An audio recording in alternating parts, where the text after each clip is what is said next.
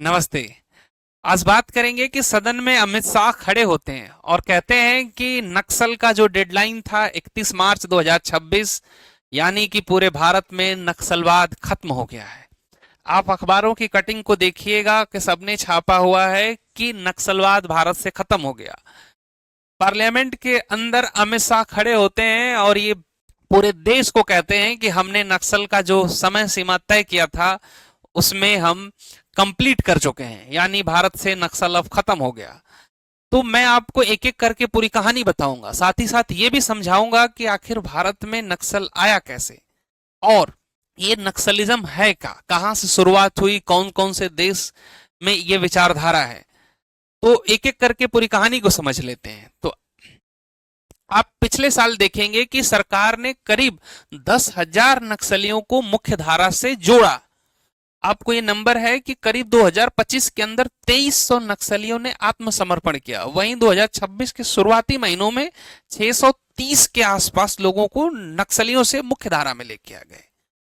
यानी कि वो लोग जो सरकार के खिलाफ हथियार उठा रहे थे, सरकार ने उनके कुछ जो उनकी जरूरतें थी, जो उनके डिमांड थे, उसको माना और अपने पास बुला लिया। साथ ही साथ सरकार ने एक फोटो और वीडियो भी जारी करा। ये आप देखेंगे कि वो लोग हैं जिन्होंने पहले नक्सल को अपनाया था।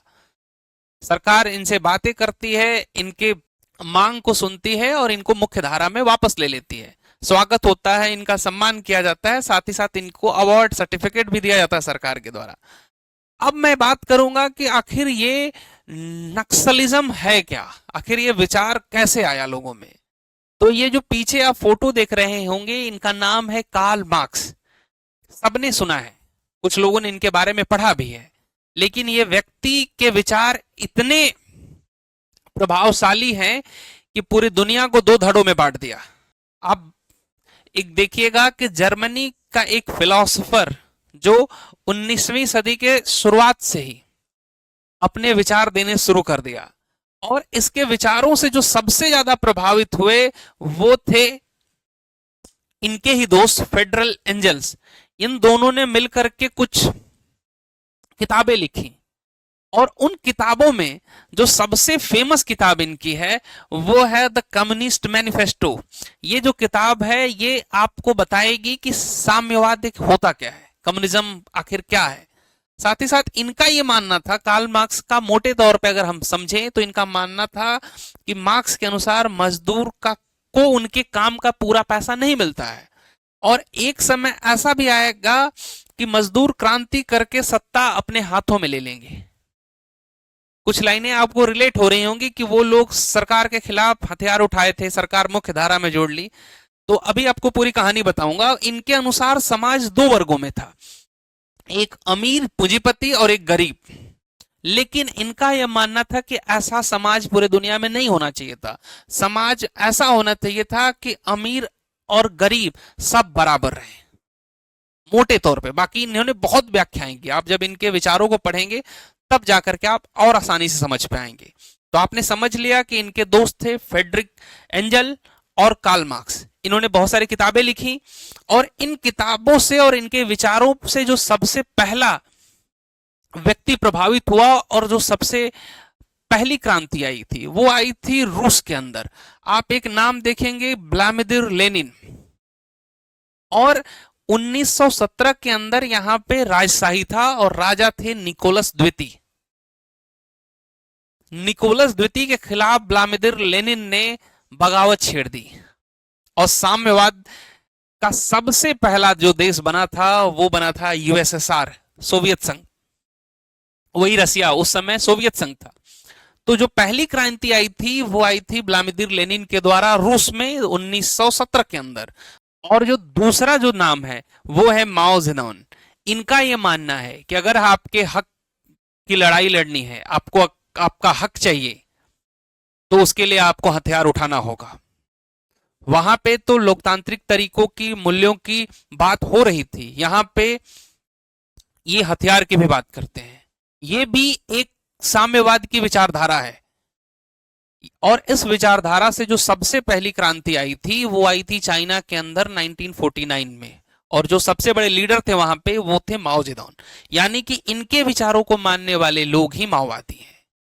और जो अभी 31 मार्च 2026 को भारत से नक्सल खत्म हुआ, वो इनके विचारों को मानने वाले लोगों का ही एक ग्रुप था। उसको सरकार ने एक तरीके से न्यूट्रलाइज कर दिया, अब वो नहीं रहे। अब देखेंगे कि साथ ही साथ आप ये दुनिया का मैप देखिए, इसमें नॉर्थ अमेरिका और ये साउथ अमेरिका के पास, साउथ अमेरिका का ही एक देश है क्यूबा, वहां पे भी दो बड़े क्रांतिकारी पैदा हुए। वहां पे भी ये साम्यवाद की बड़ी क्रांति हुई थी, 1959 के अंदर हुआ था, और वो पहले नाम थे उसमें चे गुवेरा। आप ये फोटो देखिए, आपने बहुत बार ये फोटो टी शर्ट कैप पे देखी होगी, आप में से बहुत सारे लोग जानते भी होंगे, लेकिन कईयों के मन में सवाल था कि आखिर इस व्यक्ति का नाम क्या है और है कौन ये। तो इनका नाम है चे गुवेरा, और 1959 में क्यूबा के अंदर एक क्रांति हुई थी, और इन्होंने उस क्रांति में एक व्यक्ति का साथ दिया था जिनका नाम था फिदेल कास्त्रो। ये दोनों व्यक्ति भी वहां के तानाशाह बटिस्टा के खिलाफ बगावत छेड़ देते हैं और वहां पे सत्ता को परिवर्तन करा देते हैं। तो फिदेल कास्त्रो और चे गुवेरा ये दोनों साम्यवाद की लड़ाई क्यूबा के अंदर लड़ते हैं 1959 के अंदर। यानी कि आपने तीन देशों को देख लिया, चाइना, सोवियत संघ और क्यूबा। अब आते हैं हिंदुस्तान के अंदर, तो ये वाला नाम आप देखेंगे कि इनका नाम है कानू सान्याल। बात है 1960 के आसपास की, जब भारत में किसानों की हालत बहुत खराब थी, भुखमरी थी भारत के अंदर, और उस समय पश्चिम बंगाल के दार्जिलिंग के अंदर एक व्यक्ति कानू सान्याल और इनके साथ एक और व्यक्ति थे जिनका नाम था चारू मजुमदार। ये भी पश्चिम बंगाल के दार्जिलिंग जिले से ही आते हैं ये दोनों। इन दोनों ने वहां पे किसानों को उकसाया और वहां पे एक हिंसा हुई, और जो हिंसा हुई उस जगह का नाम था नक्सलबाड़ी। तो इस वजह से उस घटना को नक्सलवादी कहा गया। आप समझ पा रहे होंगे कि दो व्यक्ति 60s के दशक में भारत में किसानों को उकसाते हैं। साम्यवादी विचारधारा के ये लोग हैं, ये माओ के विचार को मानने वाले लोग थे, और वहीं से शुरुआत मानी जाती है। और अब हम बात करेंगे कि 2010 के अंदर, 2005 से 10 के अंदर भारत में ये नक्सलिज्म अपने चरम सीमा पे था, पीक पे था। उस समय करीब 10 से 12 राज्य, ये नाम देखेंगे छत्तीसगढ़, झारखंड, बिहार, ये सारे राज्य इससे ग्रसित थे। और जो सबसे जो कोर था वो छत्तीसगढ़ का बस्तर एरिया था। मध्य प्रदेश, छत्तीसगढ़, महाराष्ट्र, ये सबसे हॉटलैंड थे, यानी यहां पे सबसे ज्यादा था बस्तर में। और इसके बाद अगर मैं बात करूं तो इस समय का जो सबसे बड़ा कमांडर था नक्सलियों का, वो था माडवी हिडमा, जो पिछले साल नवंबर के अंदर भारत सरकार ने इसको मार गिराया। जब हिडमा की कहानी को समझते हैं, जब ये मरा पिछले साल, तो उस समय ही कई एक्सपर्टों ने कह दिया कि कमर की हड्डी टूट गई है, अब एक तरीके से नक्सलिज्म खत्म हो गया। 2024 के अंदर अमित शाह कहते हैं कि 31 मार्च 2026 नक्सलिज्म का लास्ट होगा। उसके बाद 2025 के नवंबर में उसके सबसे बड़े कमांडर हिडमा की मौत हो जाती है। तो हिडमा भी माओवादी था। अब देखिए, जब हिडमा की मौत हुई तो हिडमा को मारने के बाद एक नाम और भी बहुत ज्यादा सुर्खियों में आया था। इनका नाम है महेंद्र कर्मा। 2005 के अंदर इन्होंने वहां पे जो आदिवासी लोग थे बस्तर के अंदर, उनके लिए एक ऐसा ग्रुप बनाया कि वहां के लोगों को हथियार दिया जाएगा कि आप नक्सलियों से लड़िए। लोहे को इन्होंने सोचा कि लोहे को लोहे से काटा जाएगा। तो क्या हुआ कि हथियार के देने के बावजूद कुछ हद तक तो नक्सलियों पे उन्होंने चलाया, लेकिन कई आदिवासियों ने इसको अपनी पर्सनल दुश्मनी को लेकर के अपने ही लोगों पे चलाना शुरू किया। आदिवासी समाज में ये काफी फेमस नाम थे, लेकिन आप देखेंगे कि 2010 के अंदर वही हिडमा ने एक और घटना को अंजाम दिया था जिसका नाम था दंतेवाड़ा नक्सल अटैक 2010। सीआरपीएफ के करीब 150 जवान अपनी यूनिट के साथ जा रहे थे और हमला हुआ और 75 से ज्यादा सीआरपीएफ के जवान मारे गए थे उसमें। और उस प्लानिंग का भी सबसे सर्वे सर्वा था, वो था हिडमा। 2013 के अंदर वही छीरम घाटी हमला हुआ। आपको मैंने बताया था कि जो शर्मा थे, ये वाला चेहरा आप देखिएगा, कि जो महेंद्र कर्मा थे, इनको 2013 के अंदर वही नक्सलियों ने मार दिया। 25 मई 2013 के अंदर कांग्रेस के एक लीडर हैं ये, इनको चिड़े हुए पहले से थे ही वो, और 2013 के अंदर भी इनको उड़ा दिया। साथ ही साथ कांग्रेस के उस समय और भी लीडर मरे थे। तो दो बड़ी घटना थी। हालांकि ये तो बहुत सारी घटनाओं को अंजाम दे चुका था, लेकिन जब 75 जवानों को सीआरपीएफ के इन्होंने मारा, सरकार एक तरीके से, सरकार के लिए बहुत बड़ा अपसेट था कि 75 जवान शहीद हुए थे।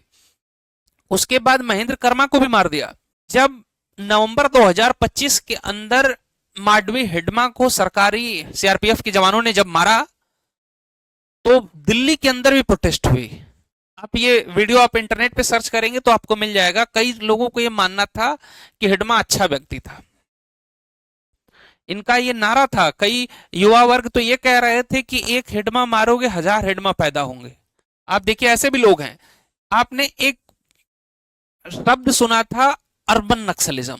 उसमें यह कहा गया है कि आप ग्राउंड पे भले ना सरकार के खिलाफ लड़े, लेकिन आप विचारों से सरकार के खिलाफ लड़ रहे हैं। आप ये चेहरे को देखेंगे तो ये हिडमा के ही कमांडर है, यानी कि उसके ग्रुप में पहले रहती थी।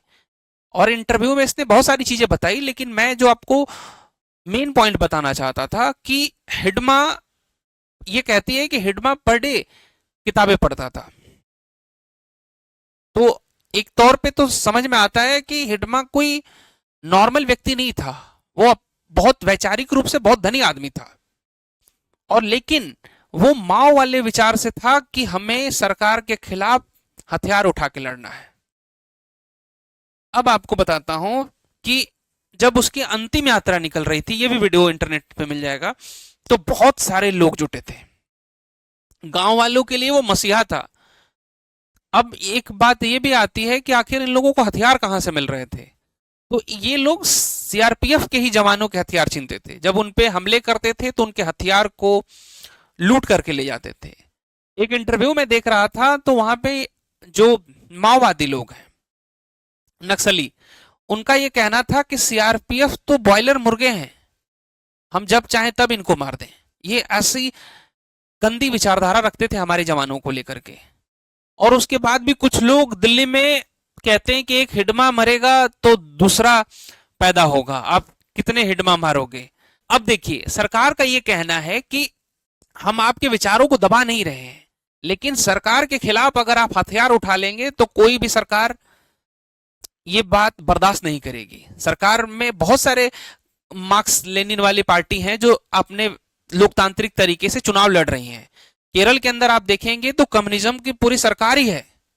पिछले आप कुछ दिन पहले की बात करेंगे तो पश्चिम बंगाल में भी जब बसु जी की सरकार थी तो वो भी कम्युनिज्म से प्रभावित थे। तो कम्युनिज्म को सरकार एक तरीके से हिट नहीं कर रही है। सरकार का यह मानना है कि आप हथियार जब उठाएंगे तो सरकार आपको बर्दाश्त नहीं करेगी। और अपने हक की लड़ाई के लिए आपके पास लोकतांत्रिक तरीका है, आप हथियार से नहीं, आप माओ वाले तरीके से नहीं लड़ेंगे देश में। उसके लिए चाइना है, आप जाकर के वहां लड़िए। तो आपने मोटे तौर पे ये समझ लिया कि नक्सलिज्म है क्या, साम्यवाद क्या है, और जो डेडलाइन हमारे गृह मंत्री ने दिया था वो अब एक तरीके से पूरा हो गया। सदन में अब खड़े होकर के कहते हैं कि नक्सलिज्म खत्म है। तो अब अगले वीडियो में बहुत जल्द मिलूंगा आपसे, तब तक के लिए जय हिंद।